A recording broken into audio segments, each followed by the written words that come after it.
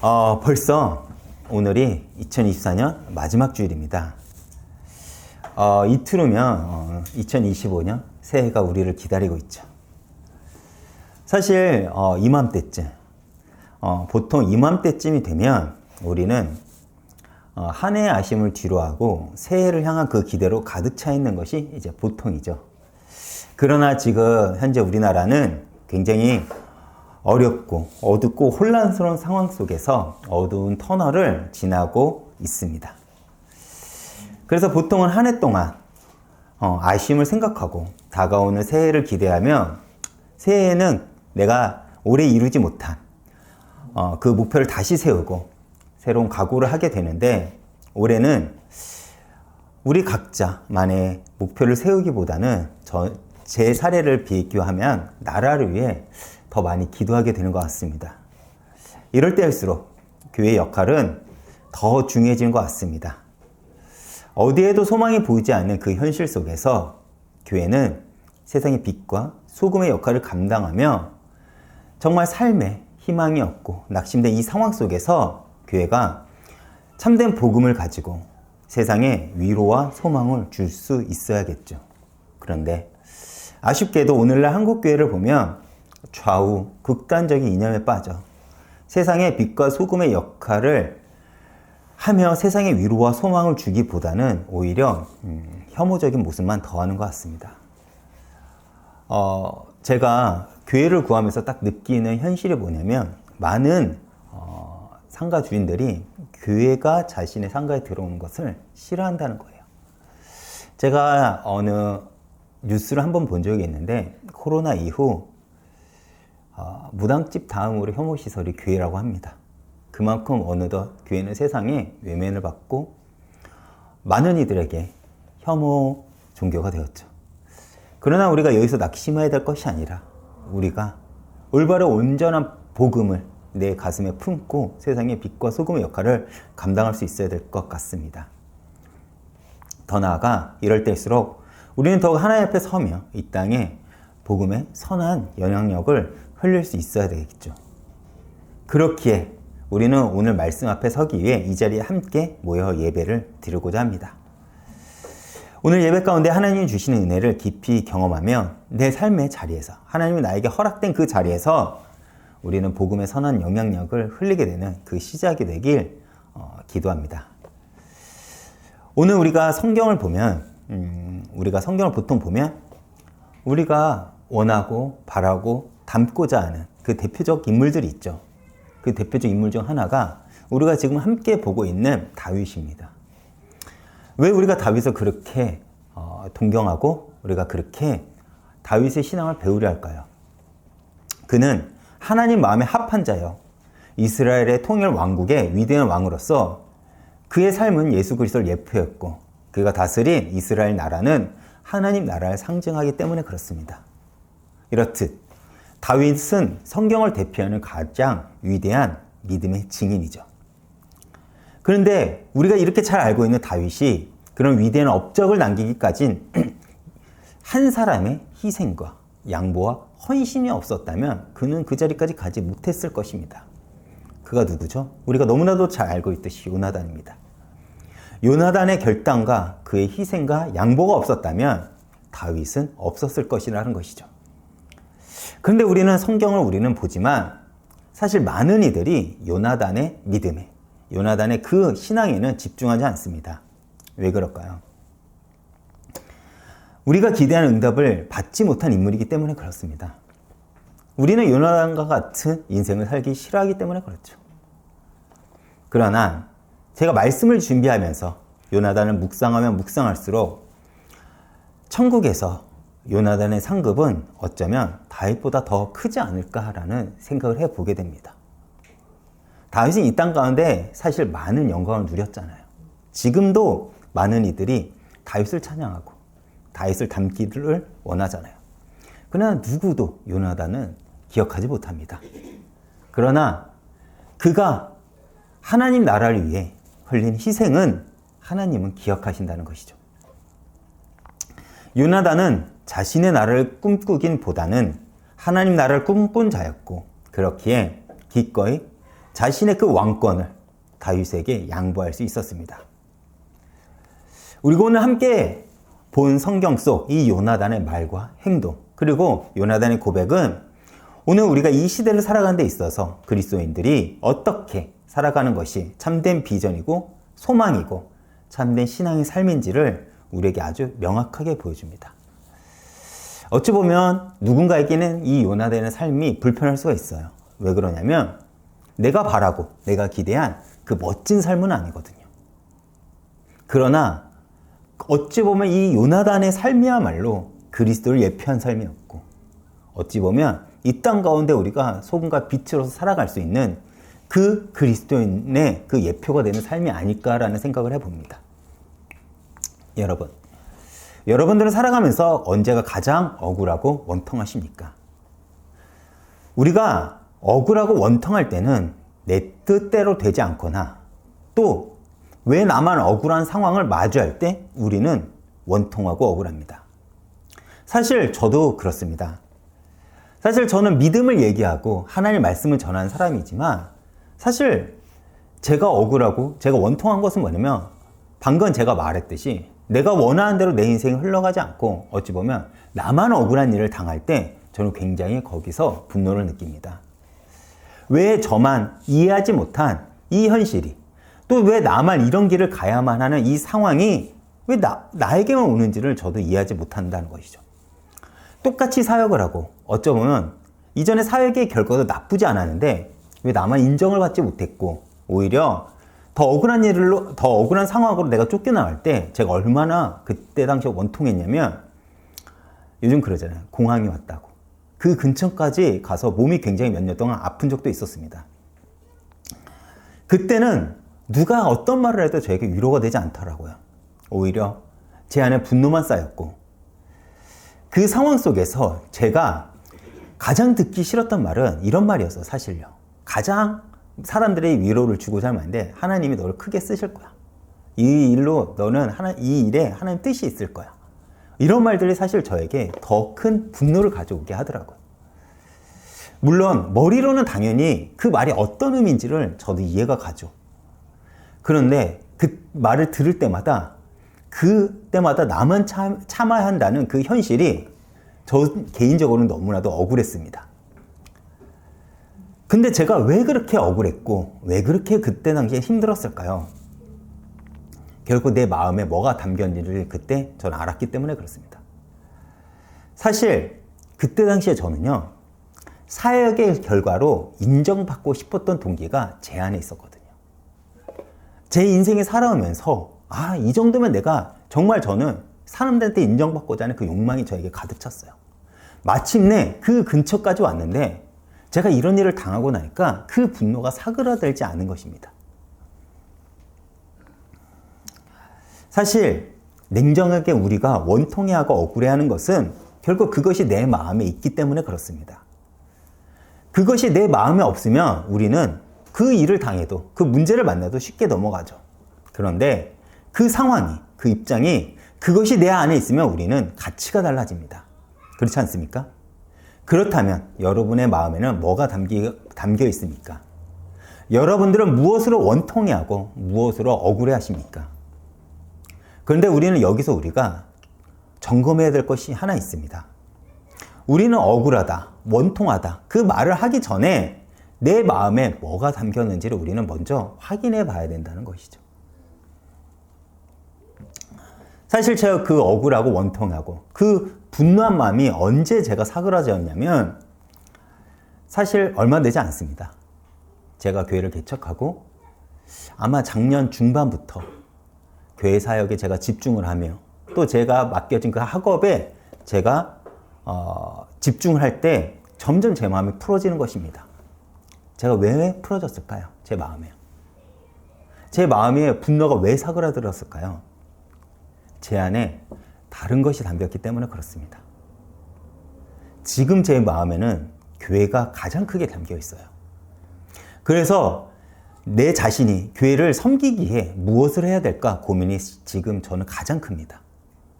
어떻게 하면 내가 교회를 안정적인 교회를 섬길 수 있을까? 내가 어떻게 하면 성도들에게 조금 더 은혜의 말씀을 전할 수 있을까? 내가 어떻게 보면 성도들에게 위로와 소망을 줄 수 있을까라는 사실 그 고민이 사실 저에게 가장 큽니다. 그러다 보니까 이전에 제가 가졌던 분노가 사그라들더라고요.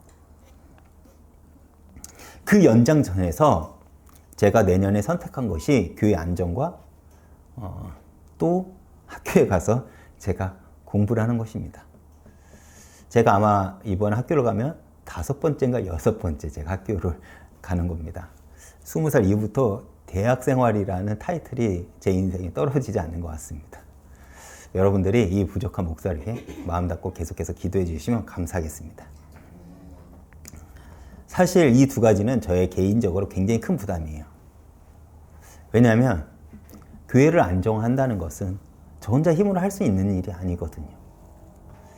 어찌 보면 교회의 성장과 연결되는 일이고 그것은 하나님께서 우리와 함께하지 않는다면, 이 교회에 역사하지 않는다면 가능할 수가 없습니다. 또 제가 학업을 또 한다는 것은 저 스스로 굉장히 부담되는 일이에요. 오랫동안 저를 아는 사람은 알겠지만 제가 그렇게 공부에는 흥미가 있는 사람은 아니거든요. 어쩔 수 없이 제가 너무나도 게으르고 너무나도 나태해서 그 틀 안에 내가 있지 않으면 제가 풀어질 것이기에 저 스스로를 제가 삶을 정돈하기 위해서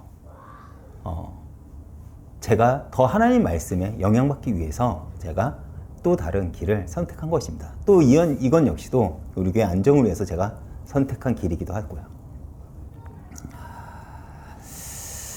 다시 돌아가 우리는 흔히 다른 사람과 나를 비교하면서 우리는 억울하다고 느끼죠. 이게 가정 안에서도 마찬가지고요. 이것은 만난 사람들하고도, 그리고 가족 간에도 우리는 이걸 쉽게 느낍니다.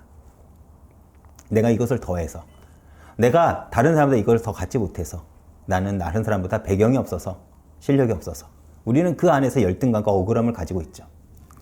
그런데 믿는 자들의 성숙한 자세는 무엇일까요?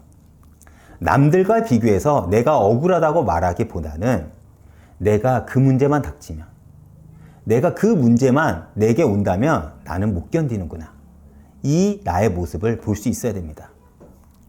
사실 그 문제가 닥쳐도 그것이 당연하다고 느끼면 문제가 나에게는 문제가 되지 않죠. 그런데 문제가 되고 내가 참지 못한다는 것은 그것이 나에게, 내 마음 안에 내게 담겨있기 때문에 그렇습니다. 오늘 요나단이 그 입장 앞에 서 있어요. 지금 요나단은요, 진심으로 다윗을 돕고자 합니다. 근데 여기서 우리가 요나단의 태도에서 한 가지 주목해야 될 것은 무엇이냐면, 요나단은 다윗에게 어떠한 질투도 어떠한 원망도 없다는 것입니다. 어떻게 그럴 수 있을까요? 사실 우리는 성경을 보고 이미 결과를 알기 때문에, 그리고 우린 제3자 입장에서 요나단을 바라보기 때문에 그것이 굉장히 당연하게 느껴지는 거예요. 그러나 우리가 오늘 요나단의 입장에서 한번 이 말씀을 한번 풀어가보자 합니다. 사실 요나단이 그렇게 할 수 있었던 이유는 무엇이냐면, 요나단 마음에 담긴 것은 세상에서 왕이 되는 것이 아니라 하나님 나라에 있었기 때문에 그렇게 기꺼이 양보할 수 있었던 것입니다. 그래서 기꺼이 다윗에게 자신의 왕권을 양보할 수 있었고, 그것이 요나단 자신에게는 전혀 문제가 되지 않았다는 것입니다. 제가 17절을 한번 보겠습니다. 다윗에 대한 요나단의 사랑이 그를 다시 맹세하게 하였으니 이는 자기 생명을 사랑한 것 같이 그를 사랑함이었더라. 다윗이 왜 맹세를 했다고요? 성경의 기록을 보면요, 요나단이 자신을 먼저 사랑했기 때문에 다윗이 그 사랑을 보고 맹세를 했다고 성경은 기록을 합니다. 근데 제가 여기서 요나단과 다윗의 관계를 보면서 뭐가 보였냐면, 교회 안의 공동체에 대해서 제가 조금 이해하게 된 거예요. 교회는 어떤 곳이죠? 예수 그리스도가 머리가 되고 모든 성도가 한 몸, 한 지체가 되는 곳이 바로 교회입니다. 그런데 사실 우리에게는 그 의미가 너무나도 추상적이에요. 그렇죠. 그래서 우리는 말로는 한 몸, 한 지체라고는 하지만 실제 현실에서는 각자의 상황과 각자의 입장만 집중합니다. 주목을 하죠. 그러니까 내가 얻는 응답만 참된 응답이라고 우리는 생각을 합니다. 그런데 교회 공동체는 각자 자신의 일만 생각하는 것이 아니라 서로가 서로를 함께 사랑하며 그 언약 가운데서, 언약 안에서 함께 세워가야 된다는 거예요. 저는 이 요나단과 다윗을 통해서 교회관이 어떤 것인구나를 다시 한번 이 말씀을 준비하면서 이해하게 됐습니다. 근데 그 과정이 모든 사람이 달과 같은 응답을 받는 게 아니에요. 때로는 요나단과 같이 나의 것을 양보할 때가 있습니다. 그러나 다윗과 요나단은 함께 하나님 나라를 꿈꿨고 하나님 뜻을 이루고자 하는 동일한 목표가 있기에 요나단은 기꺼이 자신을 양보할 수 있었던 것이죠. 우리도 마찬가지입니다. 우리가 함께 교회를 세워가고 함께 나라를 꿈꾼다면 서로가 서로를 생각하고 서로를 사랑하고 내 것을 기꺼이 양보할 수 있으며 그렇게 우리는 함께 교회를 힘써 세워나가야 된다는 것이죠. 이것이 신약이 이어져 초대교회 서로 떡을 떼며 나누는 그 모습으로 발전되지 않았습니까? 이것이 교회의 모습이라는 거예요. 다시 돌아가 요나단이 다윗에게 한 약속이 무엇입니까? 이것이에요. 다윗은 지금 사울이 자신을 죽이려고 한다는 거예요. 그래서 사무엘에게 갔다가 다시 요나단에게 가서 자신의 상황을 급하게 알리고 있습니다. 그때 요나단이 이렇게 말해요. 우선 바위 뒤에 숨어 있어라. 그리고 내 신호를 기다리라고 합니다. 요나단은 새해 첫째 날에 하나님께 제사를 드리고 가족끼리 식사를 할 때 다윗의 자리가 비면 사울이 다윗을 찾을 것인데 그때 사울이 다윗을 어떻게 하고자 하는지를 자신이 알려주겠다는 거예요. 그 방법이 요나단이 관역을 맞추는 채 하고 활을 쏘아서 관역을 맞추는 채 하고 다윗이 있는 쪽으로 화살을 3번 쏠 것인데 시종에게 화살을 집어오게 하면 시종에게 화살을 집어오게 하면서 그 시종에게 화살이 안쪽 이쪽에 있다 집어오너라 라고 말을 하면 절대 아무 일도 없고 안심하고 바위 곁에서 나오라고 하는 거예요. 내가 그때는 너를 보호하고 지켜주겠다는 것입니다. 그런데 요나단이 시종에게 화살이 바깥쪽 저쪽에 있다. 다윗을 향해 있다고 말을 한다면 바로 도망가라는 것입니다. 왜요? 사울이 다윗을 죽이려고 하기 때문에 바로 도망가라는 것입니다. 그게 사인이에요. 3번 화살을 당길 때 이쪽에 있으면 화살이 이쪽에 있다고 하면 사울은 너를 죽일 마음이 없어. 그러니까 너가 안심하고 나왔대. 그때 내가 너를 보호하고 변호할 거야. 그러나 이 화살이 너를 향해 있다면 너는 급하게 도망가라는 것입니다. 이것이 다윗과 요나단이 함께 약속한 내용이죠. 그들이 약속한 것처럼 사울은 비어있는 다윗의 자리를 보고 첫째 날, 둘째 날은 지켜보다가 3일째 되는 날 왜 다윗이 식사 자리에 나오지 않는 것에 대해서 요나단에게 물어봅니다. 이때 요나단이 사울에게 뭐라고 합니까? 다윗이 원래 자신의 집, 그러니까 자신의 집에 제사하는 일로 베들레헴으로 가겠다 하니 요나단이 기꺼이 자신이 허락을 했다고 합니다. 그 요나단의 소리를 들은 사울의 반응이 어떻습니까? 30절과 31절 제가 한번 읽어보겠습니다. 사울이 요나단에게 화를 내며 그에게 이르되 폐역 무도한 계집의 소생아. 이거는 요나단의 어머니 그리고 사울의 아내를 가리키는 거겠죠. 이 소생아. 이거는 요나단을 가리키는 겁니다. 내가 이새의 아들을 택한 것이 내 수치야. 내 어머니의 벌거벗은 수치면 내가 알지 못하리야. 이새의 아들이 땅에 사는 동안에는 너와 내 나라가 든든히 서지 못하리라. 그런즉 이제 사람을 보내어 그를 내게로 끌고 오라. 그는 죽어야 할 자니라 한지라. 사울이 그 말을 듣고 어느 정도 화가 났냐면 자신의 아들이면서 왕자인 요나단에게 이렇게 말하는 겁니다. 이 폐역무도한 계집의 소생아. 자신의 아내까지도 비하하면서 요나단을 다그치는 것이죠. 이게 부모가 자식한테 할 말은 아니죠. 제가 아무리 화난다고 해서 제가 제 딸에게 욕설을 내뱉는다면 여러분들 어떻게 바라보실 것입니까? 근데 사울은 지금 다윗이 이 자리에 없는 것에 대해 이성을 잃고 화가 난 거예요. 그리고 그 원인을 제공한 자가 누구라고요? 요나단이기 때문에 더 화를 낸 것입니다.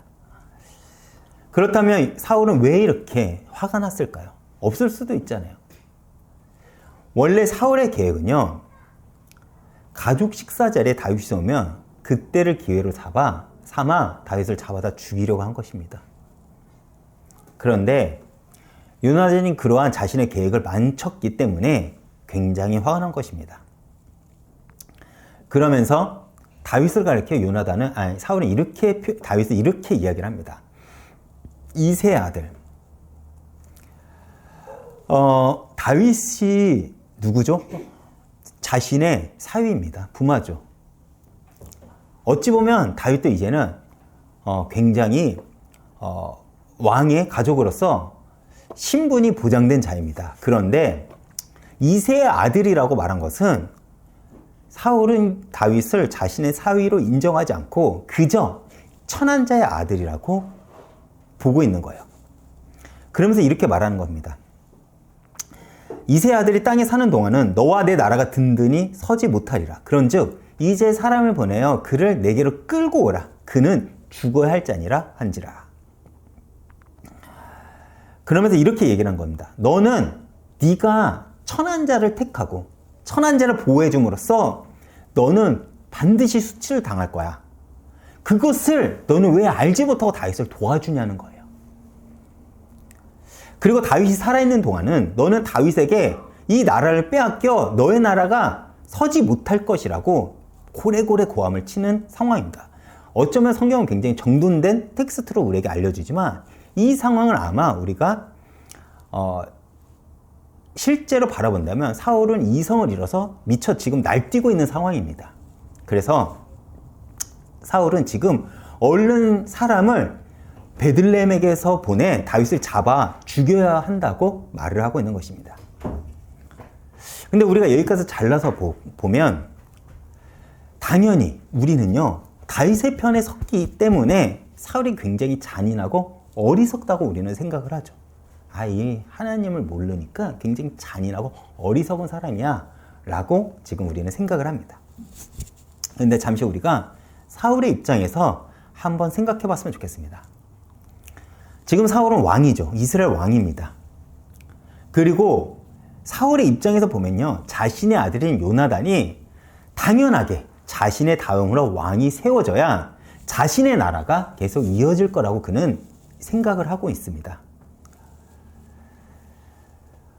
그런데 그 왕권이 요나단이 아니라 다윗에게 이어진다고 여러분들 한번 생각해 보세요. 그러면 지금 이렇게 분노를 하고 화를 내는 사울의 태도가 틀린 태도일까요? 과연? 그렇지 않죠. 이것을 우리가 신앙적 관점에서만 생각하지 말고 현실적으로 생각을 한다면 사울이 틀린 행동을 한 것이 아닙니다. 다윗으로 인해 자신의 나라가 끊어질 텐데 사울의 입장에서는 다윗이 죽어야 하는 것이 맞습니다. 왜 그러냐면 단순히 왕권을 넘겨준다는 것은 그냥 왕권만 넘겨주는 게 아니에요. 자신의 가문이 멸문지화를 당한다는 것을 의미하는 것이기 때문에 그렇습니다. 지금 오늘날 우리나라가 이렇게 혼란스러운 상황도 권력 투쟁 때문에 그러지 않습니까? 내가 살려면 저기를 완전히 죽여야 하는 그 상황이 지금 이렇게 혼란스러운 상황을 우리나라가 맞이하고 있는 것이 아닙니까? 그런데 왕권 시대예요. 왕권 시대는 자신에게 정적이 될 만한 그 어떤 것도 용납되지 않는 시대가 바로 왕권입니다. 그 일련의 가능성도 남겨두지 않는다는 거예요. 그래서 다윗이 베들레헴에 가는 것을 허락한 요나단에게 사울은요, 무섭게 화를 내며 다그치는 것입니다. 그런데 요나단이 그것을 몰라 단순하게 생각하고 행동이 다윗을 보호하고 아끼는 것일까? 그렇지 않죠. 요나단은 지혜가 있는 자입니다. 요나단은 용감한 자죠. 요나단은 믿음이 있습니다. 요나단은 하나님을 신뢰한 자예요. 아마 요나단에게 왕권이 이어져도 이스라엘은 다윗 못지않게 제사장 나라로서 하나님의 영광을 충분하게 드러낼 수 있었을 것입니다. 그런데 요나단이 알고 있는 것이 무엇인지 아십니까? 자신의 아버지 사울 때문에 그 나라를 하나님이 자신에게 잊지 않을 것임을 요나단은 알고 있는 것입니다. 엄밀히 말하면 요나단이 화를 내야 돼요. 요나단이 억울해야 된다니까요. 사울에게. 아버지 사울 때문에 요나단이 가장 손해를 보고 피해를 입고 있는 것입니다. 제일 억울한 사람은 사울이 아니라 요나단이라는 것이죠. 자신의 잘못 때문도 아닌데 이스라엘이 자신이 아니라 다윗에게 넘어간 것입니다. 제가 요나단이라면 이 상황을 못 받아들였을 것입니다. 억울했을 거예요. 그런데 오늘 성경을 보면요, 요나단은 전혀 억울해하지 않습니다. 오늘 요나단은 다윗을 보호하려고 하죠. 왜 그럴까요? 여기서 우리는 기독교인들의 자세를 배우게 됩니다. 기독교인이란 세상과 다른 기준과 다른 목적과 다른 마인드를 가지고 살아가는 이들이죠. 여러분, 요나단이 왜 대단한지 아십니까?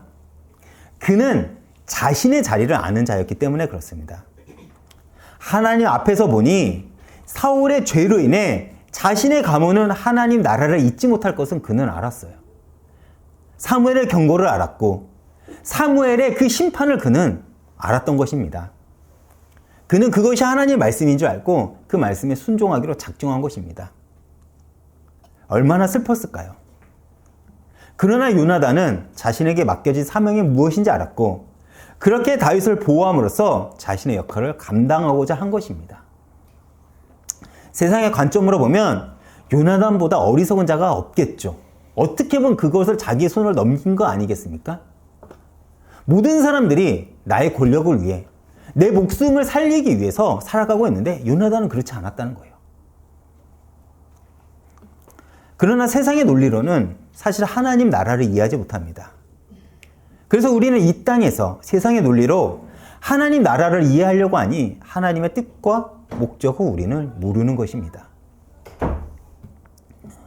우리가 응답이라고 말한 것, 우리가 응답을 받았다는 말한 것의 모든 것에 대한 내용이 무엇입니까? 다 나 개인의 이익을 위한 거 아닙니까? 지금 요나단은 그 누구보다도 하나님 뜻을 정확하게 이해했고 이루고 있습니다. 여러분, 우리는 하나님이 우리에게 주신 삶의 자리에 역할이 있습니다. 그리고 우리는 그 역할을 감내하는 것이 우리의 사명이에요.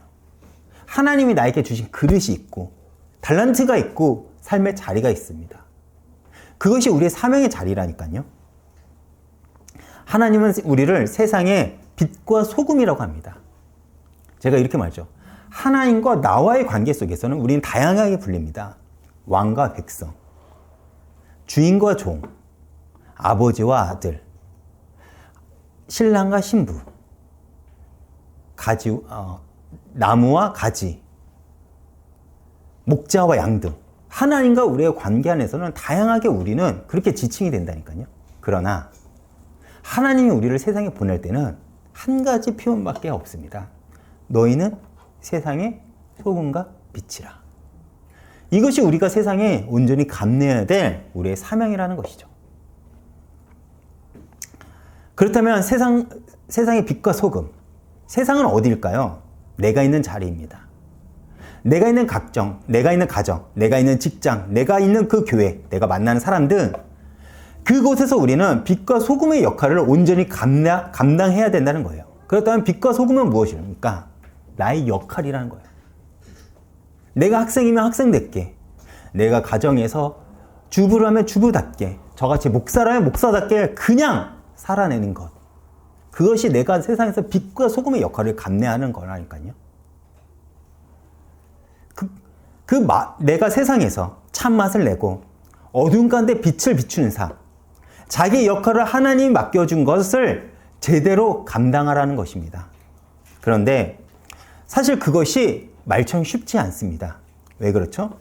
모든 사람은 내가 옳다고 생각하기 때문에 그래요. 내가 옳다고요.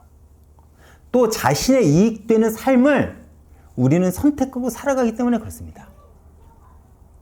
내 욕망, 내가 느끼는 즐거움, 내가 가지는 가치관, 내가 가지고 있는 신념, 우리는 그것이 하나님 말씀보다 앞서기 때문에 그렇습니다. 그래서 오늘날 기독교가 왜 무너졌을까요? 자신의 그 역할을 제대로 감당하지 않으면서 세상에서 제맛을 내지 않고 짠맛만 냅니다. 너무나도 극단적인 이념 속에서요. 또 뿌려지면 그것이 썩지 않아야 되는데 오히려 기독교가 간 그곳이 부패하고 썩어진다는 것이죠. 오늘날 기독교가 세상에 빛을 비춰 그들을 진리로 인도하고 있냐요? 아니요. 오히려 자신의 입장만 대변하고 너무나도 맹신적인 그 신앙을 바라고 너무나 극단적인 이념으로서 이익으로만 뭉쳐 세상의 외면을 받고 있는 것이 오늘날 기독교가 처한 현실이라는 거예요. 모두가 기독교가 하나님을 외치고는 있지만 마치 사울과 같은 모습으로 세상에 악만 쓰고 있다는 것입니다. 여기서 누구든 요나단이 되려 하지 않는 것이죠. 결론입니다. 우리는 세상에서 왕이 되는 것을 응답이라고 생각합니다. 그렇죠. 우리가 왜 좋은 직장을 가려고 하나요? 왜 좋은 대학을 가려고 하고, 왜 우리가 그럴싸한 배우자를 만나려고 하고, 왜 우리 자녀들을 그렇게 엄청나게 투자해서 좋은 대학을 보내려고 하나요? 왕이 되려고 하기 때문에 그래요. 그리고 그것이 하나님 나에게 주신 응답이라고 우리는 생각합니다. 그래서 교회는 무너진 것이고 또한 다윗과 같은 다음 세대가 나오지 않는 것입니다.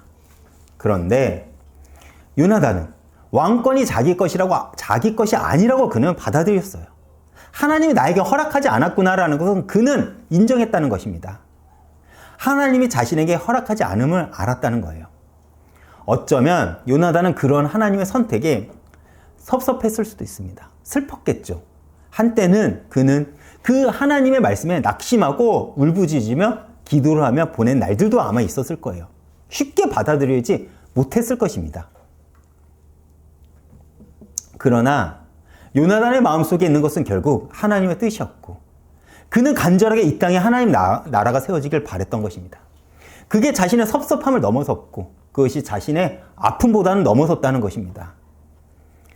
그래서 하나님이 다윗을 통해 일하기로 작정했다면 그는 기꺼이 왕권을 내려놓을 수 있었던 거예요. 그의 신앙이 너무나도 위대하지 않나요? 저는 사실 이 요나단의 삶을 보면서 사실 너무나도 가슴이 아팠습니다. 위에서도 이야기를 했듯이 그는 다윗 못지않게 믿음과 지혜가 있었습니다.